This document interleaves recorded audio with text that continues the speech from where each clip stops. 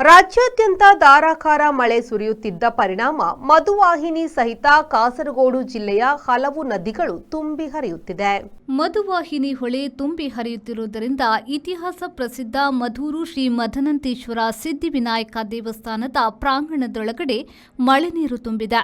ಸುಮಾರು 1 ಅಡಿಗೂ ಹೆಚ್ಚು ನೀರು ತುಂಬಿಕೊಂಡಿದೆ. ಪ್ರತಿ ವರ್ಷವೂ ಈ ದೇವಸ್ಥಾನದೊಳಗಡೆ ನೀರು ಹರಿಯುವುದು ಸಾಮಾನ್ಯ. ಜಿಲ್ಲೆಯಲ್ಲಿ ನಿರಂತರ ಮಳೆಯಿಂದಾಗಿ ತಗ್ಗು ಪ್ರದೇಶದಲ್ಲಿ ನೀರು ತುಂಬಿಕೊಂಡಿದೆ. ರಾಷ್ಟ್ರೀಯ ಹೆದ್ದಾರಿಯಲ್ಲಿ ನೀರು ತುಂಬಿಕೊಂಡು ಸಾರಿಗೆ ವ್ಯವಸ್ಥೆ ಅಸ್ತವ್ಯಸ್ತಗೊಂಡಿದೆ. ಇತ್ತೀಚೆಗೆ ಇತಿಹಾಸ ಪ್ರಸಿದ್ಧ ಮಧೂರು ಶ್ರೀ ಮದನಂತೇಶ್ವರ ಸಿದ್ಧಿವಿನಾಯಕ ದೇವಸ್ಥಾನದಲ್ಲಿ ವಿಜೃಂಭಣೆಯಿಂದ ಬ್ರಹ್ಮಕಲಶ ಕೂಡ ನೆರವೇರಿತು.